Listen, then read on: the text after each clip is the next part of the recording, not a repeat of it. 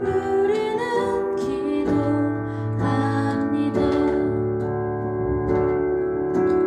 우리 아버지의 마음을 듣는 태도로 아버지 앞에 나아가기를 간절히 소망합니다.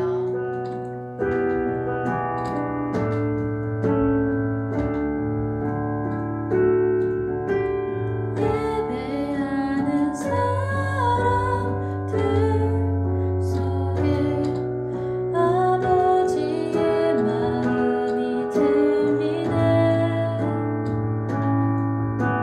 사랑하는 나의 자녀들에게 나눠주라고 하시네. 한 번 더 고백해볼게요.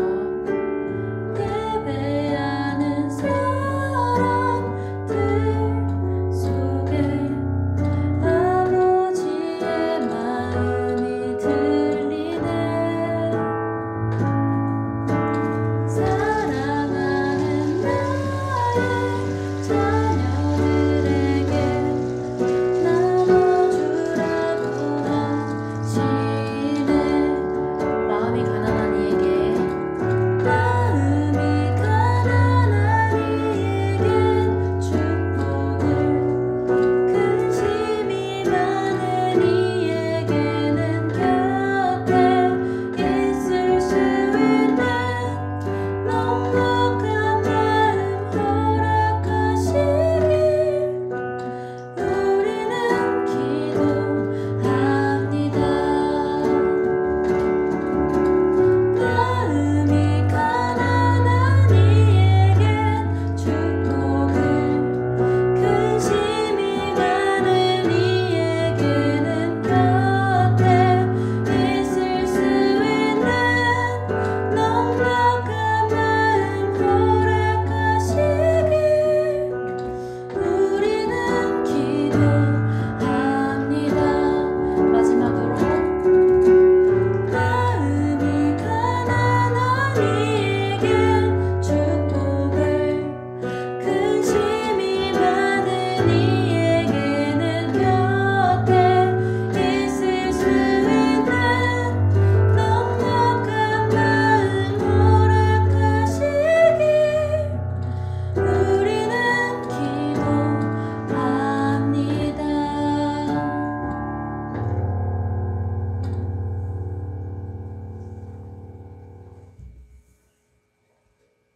사랑이 많고 고마우신 주님, 감사를 드립니다. 2020년 청소년부 예배도 다음 주 예배로 끝이 나고 새로운 2021년 청소년부 예배를 시작합니다. 코로나로 경험해 본 적도 없고 상상을 뛰어넘는 여러 가지 일들이 일어난 한 해였습니다. 우리의 믿음을 잘 돌아보게 하시고 잘 결단하여 새롭게 2021년을 준비하고 나아가게 해주세요. 먼저 하나님을 사랑하고 또 이웃을 사랑하는 세상 으뜸지혜로 준비하는 한 해의 계획이 되게 해주세요. 하나님 안에서 2021년 또 어떠한 세상이 오더라도 하나님과 더 똘똘 뭉치는 한 해가 되어서 꼭 성공하는 또 한 해가 될 것을 주님 기대합니다. 귀한 예배 시간에 주님을 열심히 찬양하는 오늘 시간 될 수 있도록 도와주세요. 이 모든 말씀 사랑과 은혜가 풍성하신 우리 주 예수 그리스도의 이름으로 기도합니다. 아멘. 오늘의 광고 내용 1번 크리스마스에는 레크레이션이 있습니다. 레크레이션은 임원진들과 또 서연쌤과 번우쌤이 함께하니 여러분 많이 기대해 주시고 참가만 해도 참가상이 있으니까 많은 참여 부탁드려요. 2번 오늘도 깜짝 퀴즈가 있으니까 설교 집중해서 들어주세요. 3번 제자훈련은 1월부터 시작한다고 하는데요. 많이 참석해주세요. 4번 사도행전과 서평은 제출을 못하는 상황이니 사진으로 한 장 한 장 찍어서 담임쌤들한테 제출해주시면 감사하겠습니다. 5번 다음 주부터 줌으로 예배를 드려요. 정해진 시간에 링크를 올려드릴 테니 그 링크를 타고 들어오시면 됩니다. 그럼 예배 드리러 가볼까요? 성경 봉독하겠습니다. 오늘의 말씀은 누가복음 19장 1절부터 10절 말씀입니다. 예수께서 여리고로 들어가 지나가시더라. 삭개오라 이름하는 자가 있으니 세리장이요 또한 부자라. 그가 예수께서 어떠한 사람인가 하여 보고자 하되 키가 작고 사람이 많아 할 수 없어 앞으로 달려가서 보기 위하여 돌 무화과 나무에 올라가니 이는 예수께서 그리로 지나가시게 되밀어라. 예수께서 그곳에 이르사 쳐다보시고 이르시되 삭개오야 속히 내려오라. 내가 오늘 내 집에 유하여야 하겠다 하시니 급히 내려와 즐거워하며 영접하거늘 뭇 사람이 보고 수군거려 이르되 저가 죄인의 집에 유하러 들어갔도다 하더라. 삭개오가 서서 주께 여짜오되 주여 보시옵소서 내 소유의 절반을 가난한 자들에게 주겠사오며 만일 누구의 것을 속여 빼앗은 일이 있으면 내 갑절이나 갚겠나이다. 예수께서 이르시되 오늘 구원이 이 집에 이르렀느니 이 사람도 아브라함의 자손이미로다. 인자가 온 것은 잃어버린 자를 찾아 구원하려 함이니라. 아멘. 오늘은 나를 만나러 오신 예수님, 나를 만나러 오신 예수님이라는 제목으로 하나님 말씀 나누겠습니다. 기억이 났으면 좋겠는데요. 일전에 요한복음 4장 말씀을 나누면서 예수님께서 사마리아 여인 한 사람을 만나시기 위해 수가성에 야곱의 우물이 있는 곳, 곧 세겜 지역을 가셨는데 그때 사용된 표현이 요한복음 4장 4절에서 사마리아를 통과하여야 하겠는지라라는 이 특이한 그런 문법, 특이한 표현이 사용되었다라고 말씀을 드렸었고요. 여기서 이 통과하여야 하겠는지라라는 이 말에서 헬라어로 이 뭐뭐 하여야 한다라는 말이 에데이라는 말이었다라고 설명을 드린 적이 있어요. 이 에데이라는 그런 동사는 이는 신적인 필요성과 강한 구속사적인 의무감을 가지고 예수님께서 행하실 때만, 그럴 때만 사용되었던 표현이라고 말씀을 드렸었습니다. 기억나시죠? 다시 들어도 어렵다고요? 그래서 제가 다시 쉽게 설명을 드릴게요. 예수님께서 이 유대인은 어느 누구도 들어가지 않는 그 사마리아 땅을 통과하여 지나가심이 이 예수님이 성격이 급해서 그렇게 빠르게 지름길로 가시려고 그렇게 하신 것이 아니라 이 우물가의 여인 그 한 사람을 만나고 구원하시기 위해 그렇게 하셨다라는 것입니다. 이 여인이 그 자신의 마을에 돌아가서 와보라 라고 외치면서 예수님을 소개했고요. 그로 인해 그곳에서 마을 사람들의 그 요청에 따라서 예수님께서 이틀을 유하시게 되면서 교제하시고 그래서 그 마을에 믿는 자들이 많게 되었는데요. 이는 이후에 이 사도행전에 보면 이 빌립이 성령의 이끄심에 따라 이 사마리아 땅에 가서 전도를 하게 되는데 이것을 보면 이 유대인들은 사마리아 사람들을 개처럼 여기면서 상종하지 않으려 했지만 이 하나님의 구원의 계획 속에는 이 사마리아 땅을 향한 계획이 늘 있었음을 우리가 볼 수가 있는 것입니다. 그런데 이것이 다 언제로부터 시작하냐면 바로 이 우물가의 여인의 이야기로부터 시작되었다라는 것입니다. 이 오늘 이제 본문 말씀이 누가복음 19장 말씀이 예수님을 이해하고 예수님의 사랑을 이해할 수 있는 정말 중요한 말씀이고요. 또 그것을 잘 또 제대로 알기 위해서는 이 요한복음 4장의 이야기와 함께 그 연관성 가운데서 살펴보는 것이 중요하기 때문에 다시 한번 이 어려운 말씀을 다시 한번 전해드렸습니다. 목사님이 여러 설교에서 이 반복해서 강조하는 말씀들은 뭘까요? 이 성경 전체 흐름을 이해하고 또 하나님의 크고 놀라우신 그 사랑의 계획을 이해하는 데 있어서 너무나도 중요한 말씀이기 때문에 제가 반복해서 강조하고 있고요. 이제 우리 청소년부 친구들은 이 정도는 쉽게 이해하고 내 것으로 소화하고 있으리라 믿습니다. 아멘. 이제 이 연장선상에서 오늘의 본문을 살펴보기로 합니다. 오늘 본문, 즉 예수님께서 삭개오를 만나시는 사건이 우물가의 여인을 만나셨던 그 사건과 참 비슷한 부분이 많고 참 많은 의미가 있는 사건입니다. 먼저 예수님은 이번에는 갈릴리에서 예루살렘을 향해서 가시는 길이셨어요. 갈릴리에서 예루살렘을 향해서 가실 때 여리고를 거쳐 가시게 됩니다.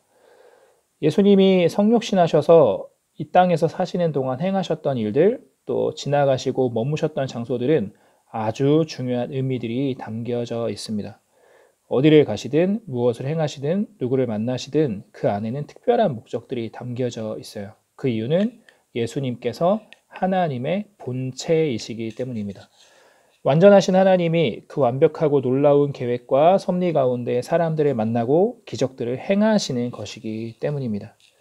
이와 같이 하나님께 있어서 너무 소중한 존재인 나와 우리 교회 공동체 가운데 있어지는 모든 일들은 어떨까요?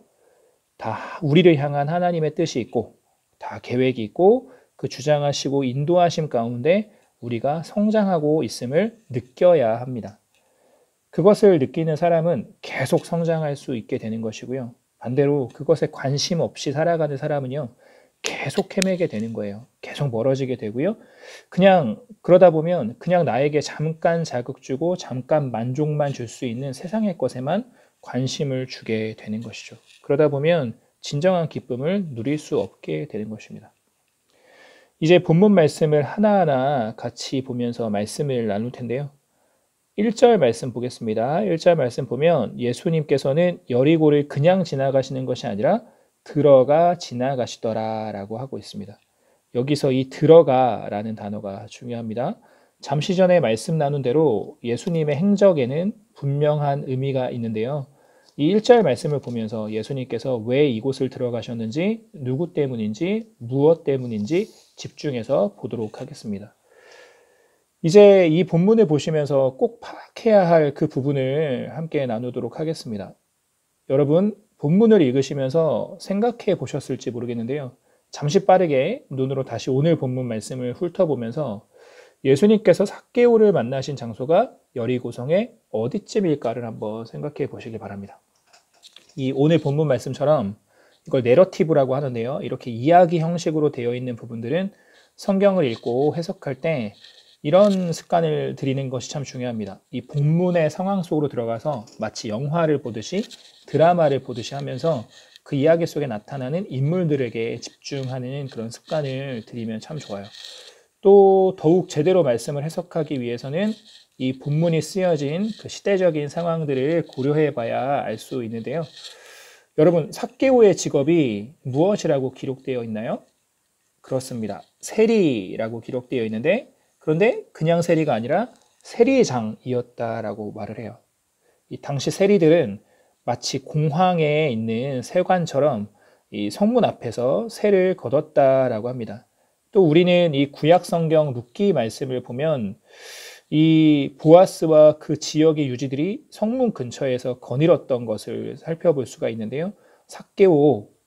삭개오는 세리장이었기 때문에 역시나 그의 행동 반경은 여리고성의 성문 근처였다라는 것이죠. 그런데요, 예수님과 삭개오는 성문 근처에서 만났나요? 만나지 않았나요? 만나지 않았습니다. 왜 그랬을까요? 삭개오가 바로 예수님 앞에 나아가지 못했기 때문이에요. 첫째, 그의 신분 때문입니다. 그는 많은 사람들에게 손가락질 받는 사람이에요. 앞으로는 그렇게 못하지만, 앞에서는 욕하지 못하지만 뒤로는 저주함을 받고 멸시함을 받는 그런 사람이었습니다. 예수님께서 성문을 지나가실 때 삭개오는 예수님이 어떠신 분이신지 보고 싶어 했지만 키가 작았고 사람이 많아서 예수님을 제대로 보지 못합니다. 참 슬픈 이야기죠. 그런데 정말 보고 싶으면 그 틈 사이를 끼어 들어가서 볼 수 있었겠지만 삭개오는 그의 신분과 또 그의 마음 상태가 그럴 수 있는 상황이 아니었어요. 이 무언가 튀는 행동을 하면 욕먹는 그런 사람의 처지가 되면 무엇을 하는 데 있어서 굉장히 조심스러운 것이죠. 이 목사님의 고등학교 때 별명이 튀자였거든요. 이 사연은 나중에 또 이야기 나눌 수 있는 ON이나 이럴 때를 통해서 한번 나눌 수 있으면 좋을 것 같은데 제 별명이 튀자였어요. 그래서 이런 삭개오 같은 사람의 처지의 마음을 저도 잘 알아요. 한번 눈에 띄면 뭘 해도 눈에 띄는, 그래서 그것을 극복해서 뛰어넘거나 아니면 그냥 움츠러들거나 하게 되는 것이죠. 이 삭개오, 그 뒤에 삭개오는요, 어떤 행동을 합니까? 이 사람은요, 이것을 극복해서 뛰어넘는 사람이 되었어요. 삭개오는 예수님보다 먼저 앞서 달려가서 돌 무화과 나무 위로 올라갔습니다. 그러니까 예수님을 보고는 싶은데 어떻게 해야 할까 고민하다 그렇게 생각하고 이런 행동을 한 것이죠. 이 행동을 통해서 무엇을 알 수 있냐면 사람들과는 부딪히기 싫은 거예요. 이 자신을 향한 사람들의 시선이 싫었습니다. 그러나 삭개오는 자신이 할 수 있는 최고의 최선의 행동을 하기로 결정하고 행동에 옮겼다라는 것이죠. 여기서 또 잠시 생각해 보셨으면 하는 것은 여러분 삭개오의 나이는 몇 살 정도였을까? 이 당시 시대적 상황들을 살펴볼 때 세리들은 30대 이상이었다라고 하고요. 세리장이 되려면 적어도 10년에서 20년은 더 세리를 해야만 될 수 있기 때문에 40을 넘어서 50살 이상의 연령대였다라고 합니다. 예수님은 당시에 30대 정도의 나이셨죠. 정확한 나이는요, 예수님의 나이도 삭개오의 나이도 확실하게는 알 수 없지만 분명한 것은 있어요. 삭개오가 훨씬 더 나이가 많다라는 것이죠. 나이도 그럴 뿐더러 그의 직업상, 분위기상으로는 그는 돌무화과 나무 위로 올라갈 만한 상황이 되지가 않아요. 그런데 올라갔습니다. 왜 그랬을까요? 갈급했기 때문입니다. 예수님이 필요했기 때문입니다. 예수님께 얻고 싶은 것이 있었기 때문이에요. 여기서 이 달려갔다라는 표현, 그리고 나무 위에 올라갔다라는 표현을 기록함으로써 이 누가복음의 저자인 누가는 삭개오의 갈급한 그 영혼의 상태를 강조하고 있습니다. 그것은 5절 말씀, 이 5절 말씀을 통해서도 또 볼 수 있는데요. 5절을 보실 때 좀 중요해 보이는 포인트가 되는 단어를 한번 살펴보았으면 좋겠습니다. 예수님께서 그곳에 이르사 그냥 지나가시지 않고 수많은 사람들 중에 나무 위에 올라간 한 중년 남성을 쳐다보시고 가장 중요한 것 삭개오의 이름을 부르시며 속히 내려오라 말씀하십니다. 여기에서 이 삭개오의 영적인 갈급함의 상태를 알 수 있게 하는 표현이 무엇일까요? 속히라는 단어입니다. 속히 내려오라. 삭개오야 내려오라가 아니라 속히 내려오라 말씀하시며 자신을 애타게 기다리고 또 무언가 다른 어떤 것으로는 채울 수 없었던 그 삭개오의 마음을 내가 알고 있다라고 표현하고 계시는 것이죠. 이에 6절 말씀 봅니다. 이에 삭개오가 어떻게 합니까? 속히 내려왔습니다. 그리고 즐거워하면서 예수님 앞에 나아가 영접했다라고 합니다. 삭개오가 왜 즐거워하였을까요? 삭개오가 이런 반응을 보이는 이유가 무엇이었을까요? 여기서 오늘의 깜짝 퀴즈입니다. 맞춘 사람들은 온라인 마을 모임 가운데 선생님께 알려주길 바랍니다. 6절 말씀에 삭개오가 왜 이렇게 즐거워했을까요? 깜짝 퀴즈. 6절 말씀에 삭개오가 이렇게 즐거워한 이유는 그것은 바로 예수님께서 자신의 이름을 부르신 것 때문입니다. 그게 뭐? 하고 생각하실 수 있으실 텐데요. 한번 삭개오의 입장에서 생각해 보면 예수님이 삭개오의 이름을 알 방법이 없는 것이죠. 근데 그 예수님이 자신이 있는 곳 앞에 멈춰 서시고는 자신을 바라보시면서 자신의 이름을 부르시는 것입니다. 그때 삭개오는 두 가지의 사실을 깨닫게 됩니다. 이것도 깜짝 퀴즈입니다. 앞에서 만약에 못 맞췄다라면 이걸 맞춰보길 바랍니다. 예수님이 오셔서 삭개오의 이름을 부르실 때, 자신의 이름을 부르실 때 그때 삭개오가 알게 된 두 가지 사실은 이 두 개 중에 하나만 맞춰도 됩니다. 예수님이 오셔서 자신의 이름을 부르실 때 그때 삭개오가 깨닫게 되었던 두 가지 사실은 무엇일까요? 첫째로는 이분에 대한, 예수님이라는 분에 대한 여러 소문이 있었는데 이분이 그 소문 그대로 메시아 그분이 맞으시구나. 선지자나 랍비가 아니라 우리가 그토록 찾고 기다렸던 메시아 그분이 맞으시구나를 깨닫게 되었어요. 왜 그러냐면 자기 이름을 알 방법이 없는데요. 길을 가다가 자신이 있는 곳에 멈춰 서시고는 수많은 사람들이 함께 밑에 있는데 그 아래가 아닌 자기 혼자만 있는 그곳으로 눈을 들어 보시고 자신의 이름을 부르셨을 때 삭개오는 예수님이 메시아이심을 확신했습니다. 특히요, 이 본문 바로 앞에 어떤 사건이 있냐면 예수님이 여리고에 가까이 가셨을 때 맹인을 고치시고 그를 구원하여 주셨어요. 그러자 그 맹인은 하나님께 영광을 돌리며 예수님을 따랐고요. 그때 백성들이 이를 많은 사람들이 보고요. 하나님을 찬양했다라고 합니다. 그렇습니다. 삭개오는요, 이 여리고 지역에서 유력한 사람이었어요. 늘 성문에서 있던 사람이기 때문에 소문에 늦을 리가 없습니다. 어느 누구보다도 소문을 일찍 접하는 그런 사람이죠. 이 삭개오는 맹인을 고치신 예수님의 소문을 듣고서 예수님을 메시아로 기대하고 기다리고 있는 것이었습니다. 그 기적을 자기도 보고 싶고요. 자기한테도 이러한 일이 일어났으면 좋겠다라는 그런 기대를 갖고 있던 중에 그렇게 기다리던 그분이 자신의 이름을 부르실 때 예수님이 메시아이심을 확신하게 되었습니다. 그리고 두 번째가 더 중요합니다. 이거예요. 아, 메시아이신 그분께서 나를 아시는구나. 아, 병든 자를 고치시고 죄인을 구원하시는 이 분이 나에게 관심이 있으시구나. 예수님께서 자신의 이름을 부르시는 데서 이것들을 생각하게 되었습니다. 우리 한국 사람들에게도 이 이름이라는 것은 참 의미가 커요. 그래서 자신의 이름이 마음에 들지 않으면 2번이고 3번이고 이름을 바꾸면서 자신에 대한 이미지와 자신의 팔자를 바꿔보려는 사람들이 있곤 합니다. 그런데요, 유대인들은 이보다 더욱더 이름에 있어서 많은 의미를 둡니다. 이 유대인들에게 있어서 서로의 이름을 불러준다라는 의미는 무엇이냐면 서로가 인격적으로 그를 깊이 알 때에야 비로소 이름을 부른다라고 해요. 그렇기 때문에 삭개오에게는 이보다 더 큰 기쁨이 없었습니다. 이미 삭개오, 돈은 엄청나게 많은 부자였어요. 얼마나 부자냐면 그 당시 여리고성은 꽃이 많고 꿀이 많고 올리브가 많은 곳이었거든요.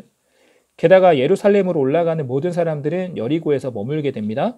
이 모든 사람들이 여리고의 성문을 드나들면서 세를 내죠. 그 모든 것은 먼저 바로 이 삭개오에게 모인다라는 거예요. 그러나 그렇게 엄청난 부자이면서 그 때문에 모든 사람들에게 욕을 먹는 그런 사람이었어요. 욕하는 것을 넘어서 죄인으로 여기는 그런 사람이었습니다. 실제로 사람들은 세리를 창기들과 진짜 죄수들과 동격으로 봤던 그런 시대예요. 우리나라로 치면 일제시대, 그 일본 정부를 위해서 일했던 친일파 앞잡이와 같은 그런 느낌의 사람인 것이죠. 더구나 외모도 안 받쳐줘요. 이렇게 어느 누구와도 제대로 인격적인 교제를 할 수 없었던 삭개오. 한평생 그렇게 살아온 삭개오에게 모든 유대인들이 고대하고 고대한 바로 그 메시아가 자신을 찾아와서 자신의 이름을 불러주시는 것은 이루 말로 할 수 없는 감격 그 자체였던 것입니다. 또 예수님은 삭개오의 이름을 부르시는 것을 넘어서 어떻게 하셨나요? 내가 오늘 너의 집에 유하여야 하겠다라고 말씀하셨습니다. 누군가의 집에 유한다라는 것은요, 서로 아주 친밀한 관계일 때 하는 것입니다. 즉, 예수님께서 내가 너의 친구가 되겠다라고 말씀하시는 거예요. 그런데 예수님의 이 행동으로 어떠한 일이 일어나게 되냐면 예수님을 둘러쌌던 수많은 인파가 수군거리게 됩니다. 호감으로 몰려들어서 다가왔던 사람들이요, 순식간에 예수님을 판단하고 정죄하는 사람들이 되었어요. 이 사람들 왜 이럴까요? 내가 아니라 왜 저 사람이지? 라는 생각 때문이었을 거예요. 질투의 마음이죠. 그러면요, 왜 삭개오는 안 된다고 생각을 할까요? 내가 볼 때에, 우리들이 눈에 볼 때에 문제가 있는 사람들이기 때문이죠. 그러면 삭개오는 문제가 있고 자기 자신, 그들은 문제가 없나요? 이렇게 생각하는 것이 문제라는 거예요. 이런 마음을 가지고는요, 예수님을 진정으로 영접할 준비가 되어 있지 않은 것입니다. 예수님을 만났는데도 변화되지 않는 사람들의 공통점이 바로 이렇다라는 거예요. 여기서 우리가 생각해야 할 중요한 것이 하나 있습니다. 그러면 예수님이 이런 상황이 될 것을 모르셨을까요? 예상을 못 하셨을까요? 예수님께서 삭개오를 특별히 만나시게 되면 예수님을 보기 위해서, 만나기 위해서 호의를 가지고 몰려들었었던 그 사람들을 다 잃게 될 것을 모르셨을까요? 당연히 아셨어요. 그러나요, 예수님은 그것을 두려워하지도 않으셨고요, 신경 쓰지도 않으십니다. 왜 그럴까요? 예수님은요, 삭개오 한 사람을 만나기 위해 이곳으로 오셨기 때문이에요. 이 행동으로 인해서 내가 이 여리고성의 모든 사람을 잃어버려도 이 한 사람 한 명을 구원하시겠다라는 예수님의 의지가 담겨 있는 거예요. 이러니까 삭개오가 그토록 기뻐할 수밖에 없는 것이죠. 이를 통해 우리는 무엇을 깨달을 수 있습니까? 삭개오 한 명을 만나시기 위해, 삭개오 한 명을 구원하시기 위해 어떤 것도 신경 쓰지도 않으시고 모든 손해와 위험을 감수하신 예수님께서 그 사랑으로 나를 만나시고 그 희생의 마음으로 나를 위해 십자가 위에서 죽으셨다라는 그 사실을 믿으시길 바랍니다. 오늘 본문 말씀 어떻습니까? 실제로는 이 삭개오의 이야기가 아니라요. 삭개오를 통해서 그 비밀을 깨닫게 되는 나를 향한 사랑의 이야기인 것이죠. 예수님이 삭개오 한 사람에게 관심이 있으셨듯 나에게 관심이 있으시다라는 거고요. 삭개오 한 사람을 얻기 위해 잃게 되는 것들에 관심이 없으셨듯이 나 한 사람 구원하시기 위해 예수님께서 모든 것을 버리시고 모든 것을 포기하셨음을 깨달아야 하는 것입니다. 더욱이 이 삭개오의 이야기가 왜 중요하냐면 예수님의 십자가 순환 이전의 마지막 사역, 마지막 사건이라는 것이에요. 이것은 곧 이 삭개오를 만나심의 본질적인 그 숨겨진 뜻이 있다라는 것인데요. 그것은 곧 어디로 연결이 될까요? 십자가입니다. 삭개오 한 사람의 인생을 구해 주셨고 그의 친구가 되셨듯이 예수님은 십자가 제사를 통해서 하나님의 백성들을 구원하시고 친구 되게 하시려는 그 구원의 계획을 보여주시는 장면인 것이죠. 그런데요, 아주 중요하고도 충격적인 사실이 하나 있습니다. 여리고 성의 수많은 사람들 중 정말 크고 많은 사람들이 사는 그 성이었는데요. 그곳에 예수님을 진정으로 제대로 영접하고자 한 사람은 삭개오 한 사람뿐이었습니다. 여리고 성은 예루살렘을 입성하기 전에 아주 좋은 휴양 도시입니다. 예루살렘 성전에 올라가는 모든 제사장들과 모든 성직자들이 이곳에 머물기 때문에 제사장과 성직자들이 수없이 많은 성입니다. 그러나 예수님이 여리고로 입성하셨는데도 어느 누구도 나와서 예수님을 제대로 영접하지 않았습니다. 그저 호기심에 몰려들었던 인파들로만 우글우글했어요. 그러던 때에 삭개오가 예수님을 제대로 영접하게 된 것입니다. 이것은 무엇을 의미합니까? 겉모습만 번지르르 해도 의로운 척해도 구원 못 받는 거예요. 죄인이지만 가난한 마음, 애통한 마음, 간절한 마음, 솔직한 마음을 가지고 주님께 나오는 자라야 구원받을 수 있다라는 것입니다. 이제 삭개오의 마음을 좀 주목해 보도록 하겠습니다. 삭개오가요, 예수님을 영접하면서 충격적인 결단을 합니다. 삭개오가 서서 주께 여짜오되 주여 보시옵소서 내 소유의 절반을 가난한 자들에게 주겠사오며 만일 누구의 것을 속여 빼앗은 일이 있으면 내 갑절이나 갚겠나이다. 그런 일이 없었으니까 이럴 일이 안 생길 거니까 이렇게 말하고 있는 것일까요? 아닙니다. 이 세리장의 위치, 그가 세리로서 산 연수를 생각해 보면요, 그가 떳떳할 수가 없어요. 그런데 왜 이런 고백을 하고 있을까요? 삭개오가 말한 대로 그대로 하면요, 삭개오는 이때까지는 엄청난 거부였지만 순식간에요, 자신의 모든 재산이 다 거덜나게 됩니다. 근데요, 그래도 좋답니다. 그래도 행복하답니다. 왜 그렇습니까? 돈보다 더 좋은, 세상 가장 좋은 친구인 예수 그리스도를 얻었기 때문입니다. 세상 모든 것보다 귀한 예수님을 얻었기 때문입니다. 아까 말씀드렸듯이 예수님께서 말씀하신 내가 오늘 너의 집에 유하여야 하겠다, 이것은요, 내가 잠깐 머물다 가겠다라는 그런 의미가 아닙니다. 요한복음 15장을 보면 포도나무 비유를 하시거든요. 포도나무가 포도나무 가지가 포도나무에 붙어 있으면 열매를 맺고 할 때에 그 붙어 있다라는 그 단어가 여기서 오늘 내 집에 유하여야 하겠다라는 단어, 그러니까 붙어 있다와 유한다가 같은 단어예요. 즉 내 집에 유하여야 하겠다라는 말씀은요, 즉 여기서도 이 에데이라는 그런 동사의 표현이 나오고 있죠. 내가 너와 영원히 함께 하겠다. 내가 늘 너와 함께 하길 원한다. 그리고 내가 너의 집이 아니라 너의 마음에 들어가길 원한다라고 말씀하고 계시는 거예요. 그러자 삭개오는 자신의 마음의 주인이었던 돈, 그 돈을 다 내어버리는 것이죠. 그리고요, 진정한 주인으로 예수님을 모시게 되는 거예요. 삭개오의 영접 고백은 무엇이냐면 나의 모든 것을 드리겠습니다 라고 고백하는 것이죠. 주님만 있으면 됩니다 라고 고백을 하고 있는 것입니다. 이제 말씀을 맺으며 우리 이 시간 깊이 생각해 보는 시간을 갖기 원합니다. 사랑하는 청소년부 여러분, 예수 그리스도를 영접하셨습니까? 예수님을요, 제대로 영접한 사람은 변화가 일어나기 마련입니다. 베드로는요, 그물을 버려두고 즉시 예수님을 쫓았고요. 밭에 숨긴 보화를 발견했던 사람은 자신의 모든 소유를 다 팔아서 그 보화랑 맞바꾸었다라고 해요. 부자였고 공회원이었던 니고데모는 예수님을 구주로 영접한 이후에 예수님의 죽으신 후에 그 장사를 지내게 되었었죠. 공회원인데 예수님의 장사를 지내는 것이 가능했을까요? 불가능한 일이었어요. 절대 해서는 안 되는 행동이었지만 그는 했습니다. 또 무엇보다 바울은 어떻습니까? 잘 나가던 바리새인입니다. 출세가도를 달려가던 기세등등한 젊은 청년이었어요. 그러다 예수님을 다메섹 도성에서 만난 후에 그의 삶은 어떻게 됩니까? 예수 그리스도 외에는 모든 것을 다 배설물로 여기고 오직 예수님만 사랑하고 예수님만 자랑하는 삶을 살게 되었습니다. 사랑하는 청소년부 여러분, 예수님 제대로 만나면 다 이렇게 됩니다. 우리들의 삶도 이렇게 변화되기를 간절히 소망합니다. 사랑하는 여러분, 예수님보다 더 귀한 것이 있습니까? 없죠. 삭개오처럼 우리도 우리의 삶으로 그것을 고백할 수 있기를 간절히 소망합니다. 아멘.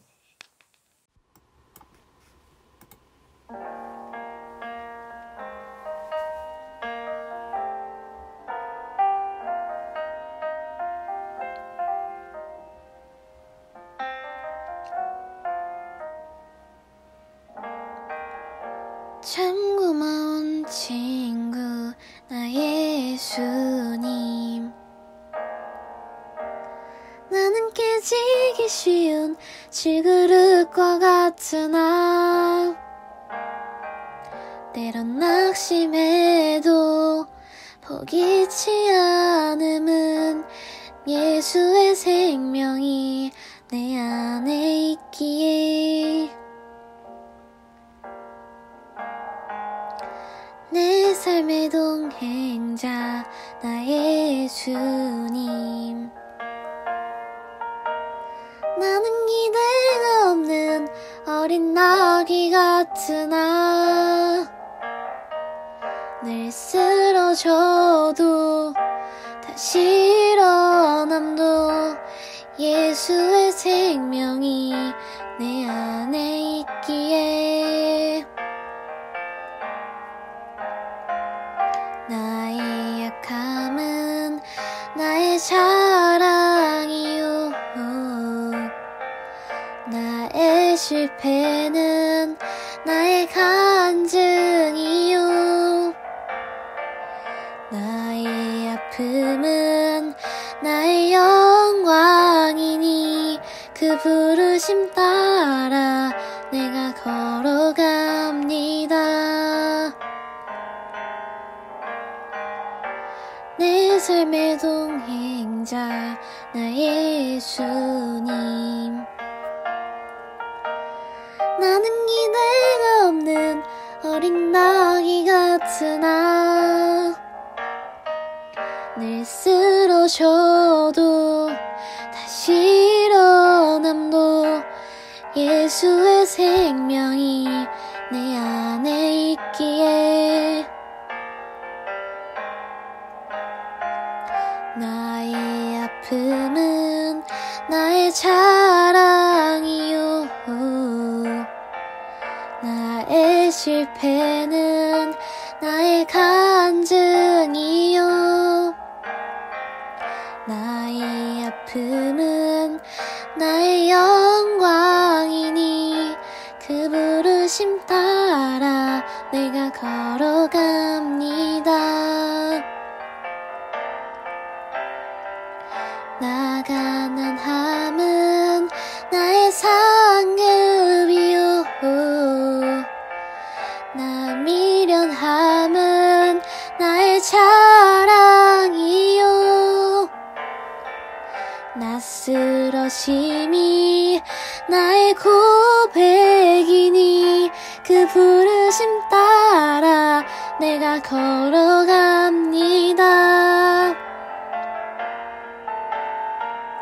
나 가난함은 나의 상급이요, 나 미련함은 나의 자랑이요,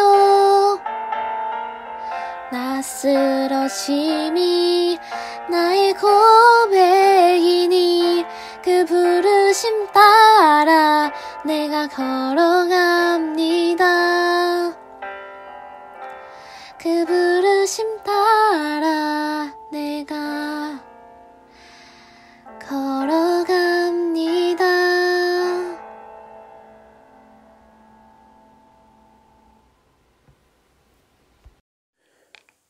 하나님 아버지, 오늘 말씀 들으며 귀한 깨달음 얻게 하시니 감사드립니다.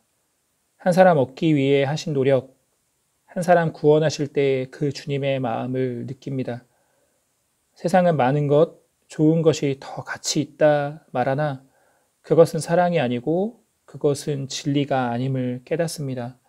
진정 가치 있는 것, 참 진리는 사랑하는 것을 위해 모든 것을 내어주는 것일진데, 주님 나를 얻기 위해, 주님 나를 회복시키시기 위해, 주님 나를 다시 서게 하시기 위해 모든 것을 주고 나를 다시 살게 하셨음을 기억하면서 이제 사는 내 삶이 그렇게 가치 있고 그렇게 소중한 삶임을 깨닫는 가운데, 그렇게 기쁨 가운데 소중한 한날 한날 주님과 함께 주를 위해 살아가는 우리들 다 되게 하여 주시옵소서. 크신 은혜에 감사드리며 온 마음과 정성 모두어 헌금 올려드립니다. 주여 받으시고 손대어 주시사 이 물질을 통해 주님의 귀한 역사 있게 하여 주시옵소서. 귀한 마음으로 주님 만나러 온 모든 자들의 필요를 채워주시고 더 좋은 것 주심 주님, 오늘 예배하는 우리 청소년부 지체들의 마음의 소망, 그 기도의 제목들, 또 필요한 그 모든 것들 다 아실 줄을 믿습니다. 주님 은혜로 채워주시옵소서. 주님 형통의 축복을 허락하여 주시옵소서. 특별히 우리 아이들의 학업과 진학의 걸음들을 주께 의탁드립니다. 주님 인도하여 주시옵소서. 또 우리 선생님들의 삶을 간섭하여 주시고 주장하여 주실 것을 소망하며 기도합니다. 이렇게 주를 위하여 헌신하는 자들의 걸음을 구별하여 주시옵고 아브라함처럼 다윗처럼 세상에서 존귀한 자로 세워 주시옵소서. 이제 이번 한 주간 성탄 주간으로 보낼 때에 나를 위해 이 땅에 오신 주님을 깊이 묵상하고 주의 십자가 은혜 깊이 묵상하며 그 사랑으로 이웃과 세상을 위하여 기도하고 섬기는 귀한 시간 되기를 소망하오며, 우리 주 예수 그리스도의 십자가 은혜와 하나님 아버지의 아들을 내어주신 사랑과 구원의 능력으로 우리를 구원하신 성령 하나님의 깨닫게 하시고 인도해 주시고 주를 닮도록 성화되게 하심이, 내가 삭개의 오임을 깨닫고 주님이 나의 참 좋은 친구임을 깨닫고 날마다 주와 함께 살며 주의 참 친구, 참 제자 되기를 소망하는 우리 청소년부의 영혼들 머리 위에 이제로부터 영원까지 함께 하시기를 간절히 축원하옵나이다. 아멘.